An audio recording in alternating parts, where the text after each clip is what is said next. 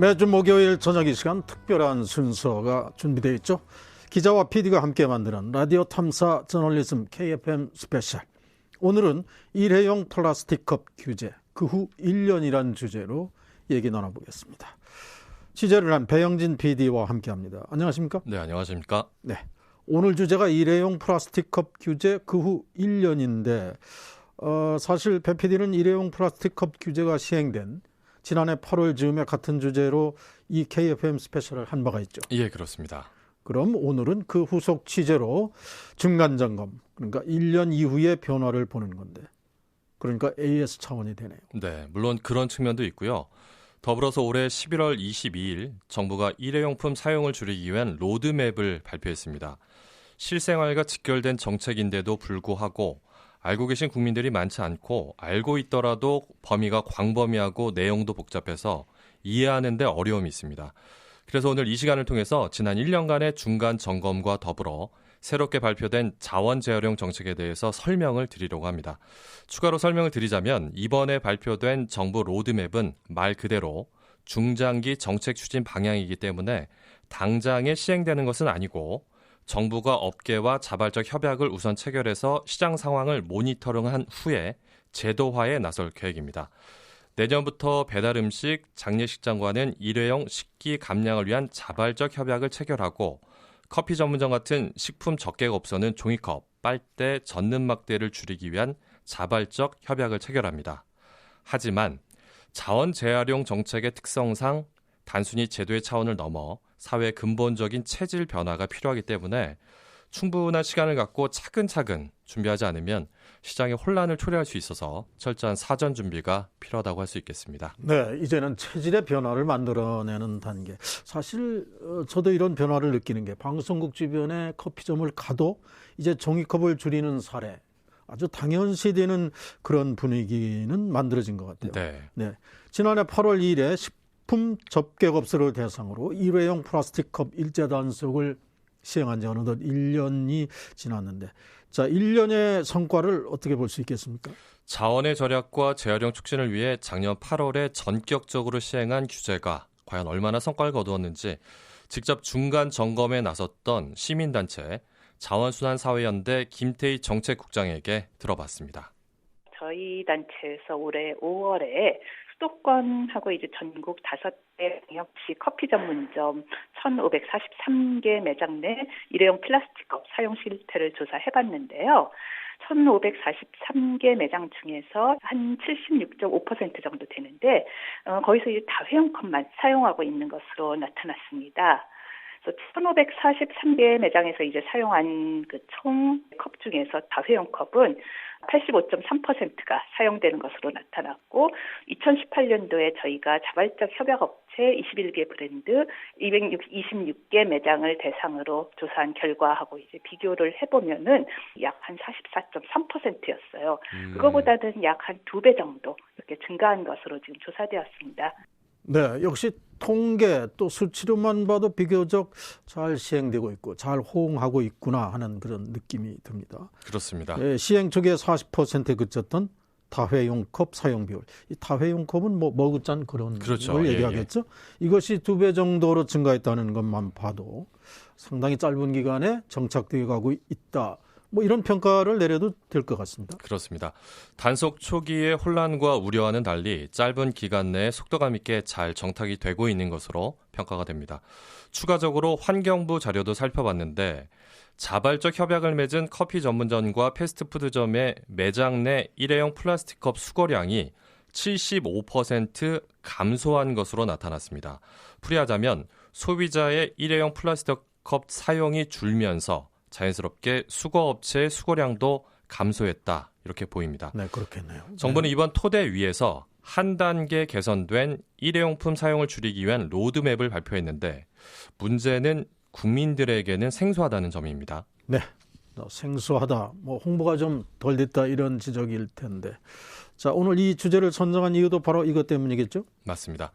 바람직한 정부의 시책이나 계획이라고 하더라도 준비나 홍보가 덜 된 상태라면 소비자와 시장은 혼란이 있을 수밖에 없습니다. 정책 못지않게 홍보도 그만큼 중요하다는 뜻인데요. 지난 11월 22일에 발표된 일회용품 감소를 위한 정부의 로드맵에는 과연 어떤 내용이 담겼을지 알아보겠습니다. 환경부 자원정책과 강승희 사무관입니다. 대체 가능한 일회용품을 사용을 하지 않는 걸 비전으로 했고요.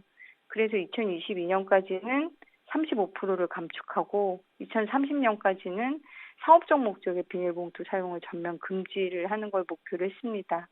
그리고 이제 주요 내용의 경우에는 이제 테이크아웃 컵의 경우에 무상 제공을 금지하는 걸로 하고요. 일회용 종이컵에 대해서도 매장 내에서는 2021년부터 사용을 금지할 예정입니다. 빨대의 경우도 2021년엔 무상 제공 금지, 그리고 2022년에는 플라스틱 재질의 빨대하고 젖는 막대는 사용을 금지할 예정입니다.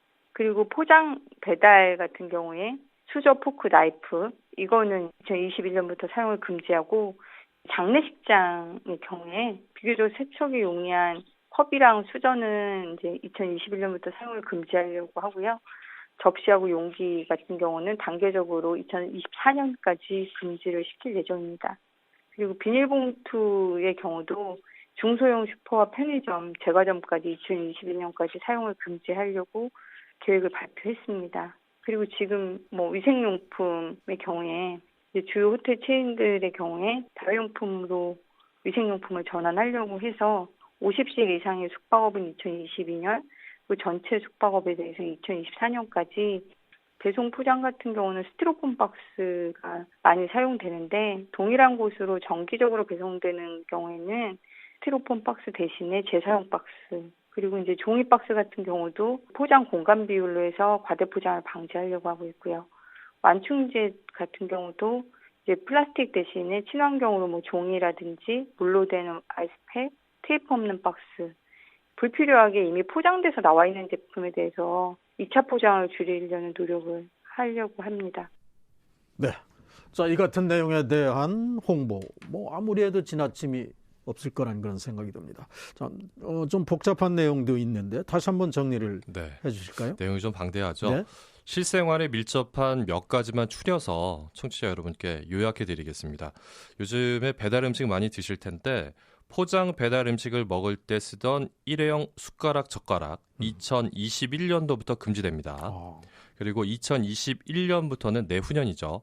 카페 같은 식품 접객업소에서 일회용 플라스틱 컵뿐만 아니라 종이컵도 사용이 금지되고요.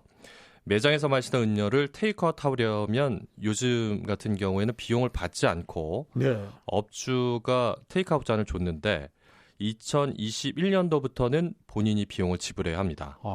2022년부터는 빵집, 편의점에서 비닐봉지를 사용할 수 없고 식당, 카페, 급식소에서 플라스틱 빨대도 사용이 금지됩니다. 네. 매장에서 마시던 음료를 테이크아웃 하려면 소비자가 비용을 지불한다. 저는 특별히 이 부분에 관심이 있네요. 제가 보통 그렇게 하고 있거든요. 작년에 종합대책에 비해서 상대적으로 이번 정책 분야별로 세분화되고 밀도 있게 준비됐다, 이런 인상이 있습니다. 전문가들의 평가는 어떨까요? 앵커께서 말씀하신 것처럼 전문가들 평가도 작년에 발표한 재활용 폐기물 관리 종합대책에 비해서는 대체로 후한 점수를 줬습니다만 비판과 지적들도 물론 있습니다. 먼저 녹색연합 배선영 활동가의 평가를 들어보시죠. 지금 환경부가 굉장히 일회용품 문제를 해결하겠다라는 의지가 그래도 있어 보이고요. 잘 시행을 하려는 방향으로 가고 있다라고 평가는 하고 있어요. 여전히 그럼에도 불구하고 재활용에 집중이 되어 있다. 그러니까 이미 폐기를 한 이후에 이것들을 어떻게 처리할 것인가에 집중하는 게 사실은 재활용 정책이거든요. 근데 그 전에, 그러니까 폐기하기 전에 물건을 어떻게 다시 쓰고 나눠서 쓰고 이렇게 할 수 있을 것인지, 이 재사용에 대한 정책이 더 보완되어야 한다라는 것들을 주장을 하고 있어요. 그에 대한 부분이 없어서 저희가 용기 없는 로드맵이라고 논평을 발표를 했었습니다. 네, 역시 환경 전문가의 의견은 다른 것 같네요. 저희가 생각할 때는, 저희들이 생각할 때는 재활용, 이것이 궁극의 목표인가 했는데 이게 자원의 재사용, 이 단계로 가야 된다, 이런 방향성에 대한 지적이군요. 네, 맞습니다. 일회용품 사용량을 줄이는 데 초점을 둘 게 아니라 자원 재활용의 본래 취지에 부합하게 재사용에 초점을 맞춰야 한다는 지적입니다. 네. 뿐만 아니라 정부 정책에 공감하지만 구체적인 세부 계획이 아쉽다는 지적도 있었습니다. 자원순환사회연대 김태희 정책국장의 말을 이어서 들어보겠습니다. 상당히 그래도 이제 많은 노력을 했다고는 지금 이제 보여지는데, 조금 이제 아쉬웠던 것은 무엇이냐 하면은, 어느 정도 지금 이제 선언적인 것은 이제 되어 있지만, 거기에 대해서 어떻게 지금 해야 되는가 하는 구체적인 것이 아직 좀 마련이 되지 않았다는 게 사실 좀 이제 아쉽기는 합니다. 시행을 하기 위해서 몇 년도까지 법을 만들고, 이렇게 지금 이제 진행을 해야 된다 하는 구체적인 시가 더 좋았을 텐데, 그냥 이제 2021년까지 뭐를 줄이겠다, 이제 그런 이제 선언적인 게 이제 너무 강하다 보니까 좀 그런 이제 세부적인 것에 대해서는 조금 이제 아쉬움이 있습니다. 네. 이렇게 로드맵이 세분화되고 사회 곳곳에 그 영향이 미치고 있다고는 하지만 그래도 아직까지도 우려되는 빈틈 없겠습니까? 네. 치밀하게 만든 제도라고 하더라도 한계는 분명 있습니다. 이번 로드맵 역시 단속에 사각지대가 있다는 지적이 나왔는데요. 자원순환사회연대 김태희 정책국장의 말을 들어보시죠. 장소로 보면 이제 대표적인 것이 이제 공항, 면세점이라고 볼 수가 있는데요. 지금 이제 해외 여행객 수가 이제 많다 보니까 이제 온라인이라든가 시내 면세점을 이용해서 구입한 물건들을 이제 받은 다음에 이제 비닐 완충제나 이제 일회용 비닐봉투는 이제 그대로 이제 공항에다 버리고 가는 경우가 좀 이제 많아서 이게 좀 문제가 좀 이제 되고 있는 상황인데요. 그리고 또한 이제 품목별로 보면은 세탁 비닐과 같이 이제 사용량이 많은 이제 품목이라든가 아니면 이제 일회용은 앞치마와 같이 좀 이제 새롭게 나타나는 그런 이제 일회용품이 이제 많아지고 있는데 고려돼야 할 것 같습니다. 네. 새롭게 등장하는 일회용품이 증가한다. 이런 진단에 주목을 하게 됩니다. 자, 환경부의 보다 능동적인 대처가 필요하겠고.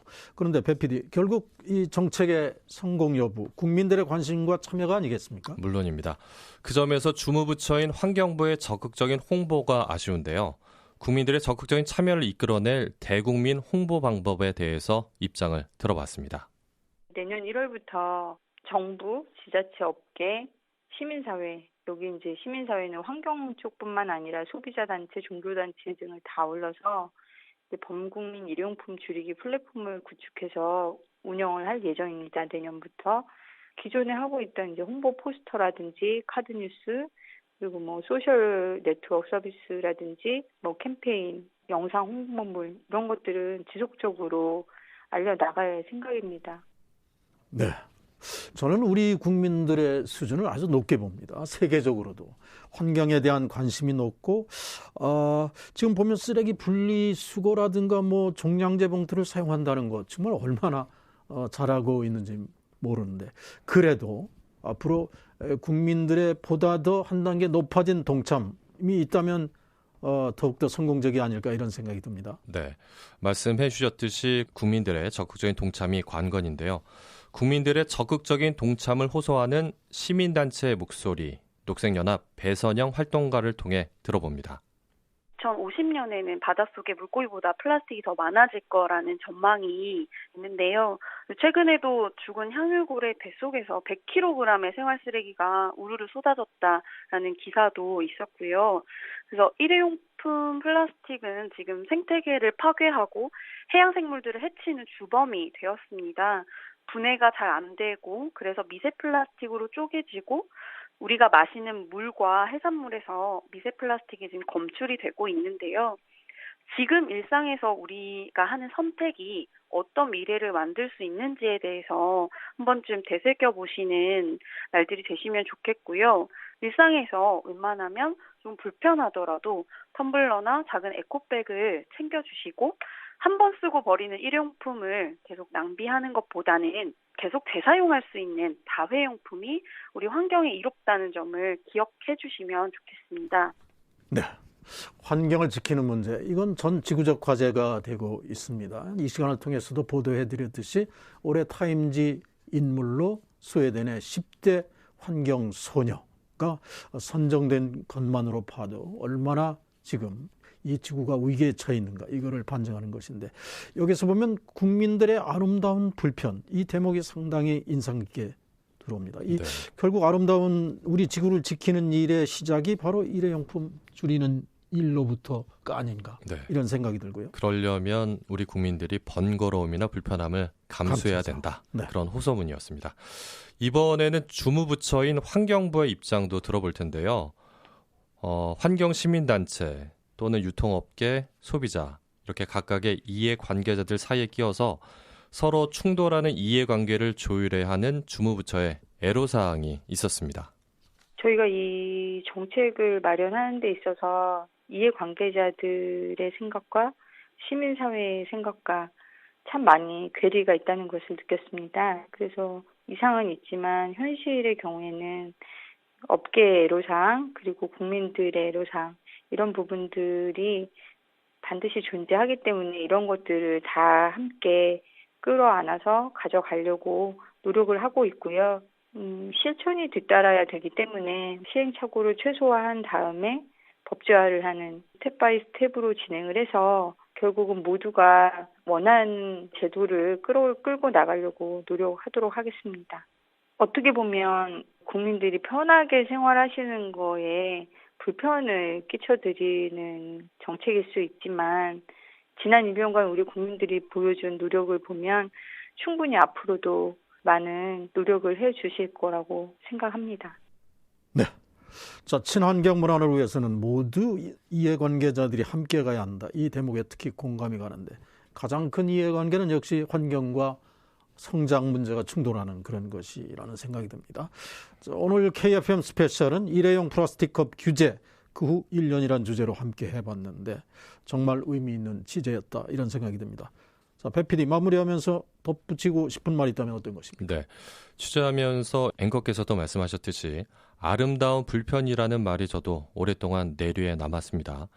이제는 시대적 요구가 된 친환경 생활문화 정착을 위해서 국민들의 지속적인 관심과 동참, 즉 실생활에서 번거로움을 감수하는 아름다운 불편이 절실하겠습니다. 물론 저희 KFM 경기방송도 친환경 문화 정착을 위해서 지속적인 관심 그리고 취재로 힘을 보태겠습니다. 네, 자, 배 PD 수고 많았고요. 배 PD를 보내드리면서 노래 한 곡을 추천해 주신다면 어떤 곡일까요? 오늘 환경 주제에 맞는 선곡을 해봤는데요. 지난 1992년에 발매된 대한민국의 환경 버전 슈퍼 콘서트 내일은 늦으리 앨범에 수록된 타이틀곡 더 늦기 전에를 추천곡으로 남기겠습니다. 네, 저희는 이 곡을 들으면서 오늘 KFM 스페셜을 마무리하겠습니다. 배 PD 수고했습니다. 네, 고맙습니다.